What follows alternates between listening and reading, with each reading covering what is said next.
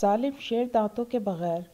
شیر کو محسوس ہوا کہ اس کو اپنے خنجر جیسے ناخن اور تیز دھار دانتوں سے محروم کر دیا گیا ہے۔ وہ یہ دیکھنے کے لیے ندی کے پانی میں اس نے اپنا عکس دیکھا۔ جب اس نے اپنا پوپلا منہ دیکھا تو اسے بے اختیار رونا آ گیا اور اس نے دھاڑے مار مار کر رونا شروع کر دیا۔ اس کے رونے کی آواز سن کر گلہری تیزی سے درخت سے نیچے اتری اور کھی ہنسنے لگی۔ ظالم شیر نے اس ننھی اور کمتر مخلوق کو اپنا مذاق اڑاتے دیکھا تو بے بسی کی انتہا میں اپنے دانت بھی نہ پیس سکا۔ اس کی آنکھوں سے گرتے ٹپ ٹپ آنسو اس کی بے بسی کا اظہار کرنے لگے۔ گلہری نے جنگل کے سب جانوروں کو چلا چلا کر بلا لیا کہ سب آ جاؤ، دیکھو ظالم شیر دانتوں کے بغیر۔ دیکھتے ہی دیکھتے جنگل کے سبھی باسی آہستہ آہستہ اکٹھے ہونے لگے۔ قریبی کسی گھنے درخت کی لچکیلی شاخ سے لہراتا ہوا بندر اترا اور شیر کو چھیڑنے لگا۔ کبھی وہ شیر کی گدگدی کرتا، کبھی اس کا جبڑا زبردستی کھولنے کی کوشش کرتا تاکہ سب شیر کا خالی منہ دیکھ سکیں۔ سب ہنس رہے تھے اور شیر سر جھکائے کھڑا تھا۔ ادھر سے چیتا دھاڑتا ہوا آ پہنچا، ادھر سے ہاتھی جھومتا جھامتا آ گیا۔ اس کے بعد لومڑی، بھیڑیے، جنگلی بھینسیں، زرافے، گدھے، گھوڑے شیر کے ارد گرد دائرے کی شکل میں جمع ہونے لگے۔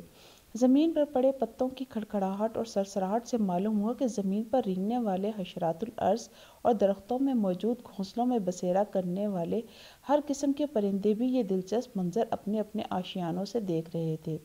زیبرا جو ندی کے پانی سے پیاس بجھا رہا تھا، وہ شور شرابہ سن کر اپنے ساتھیوں کے ہمراہ شیر کی قابل رحم حالت دیکھنے کے لیے پہنچ گیا۔ یہاں میاں کوے شیر کے سر پر بڑی بے تکلفی سے بیٹھ کر ٹھونگے مار رہے تھے اور بلی صاحبہ گردن جھکائے شیر میاں کو باور کرا رہی تھیں۔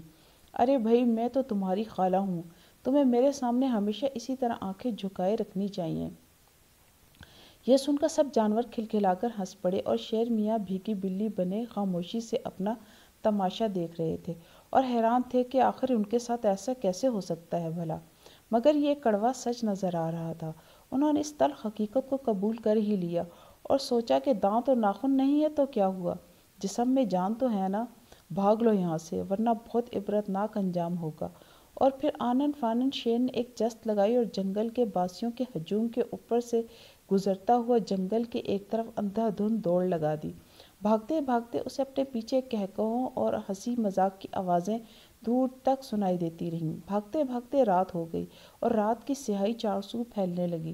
اب تو بھوک بھی لگنے لگی تھی۔ معلوم ہوا کہ آج تو وہ صبح سے بھوکا ہے، مگر اسے بھوک کی پرواہ ہی کب تھی۔ دراصل آج اسے احساس ہوا کہ جان کتنی قیمتی ہوتی ہے، چاہے وہ دیکھنے میں کتنی معمولی ہی کیوں نہ ہو۔ رات کے اندھیرے میں دریا کا پانی چمکتے ہوئے دور سے ہی نظر آ رہا تھا۔ شیر میاں ہانپتے ہانپتے دریا کے قریب پہنچ گئے اور سکون کا سانس لیتے ہوئے وہیں بیٹھ گئے۔ دریا کے کنارے ٹھنڈی ریت پاؤں میں بہت اچھی محسوس ہو رہی تھی۔ اسے اپنے قریب اچانک دو بڑی بڑی خوفناک آنکھیں نظر آئیں۔ دوسرا حصہ یہیں تک۔ شکریہ۔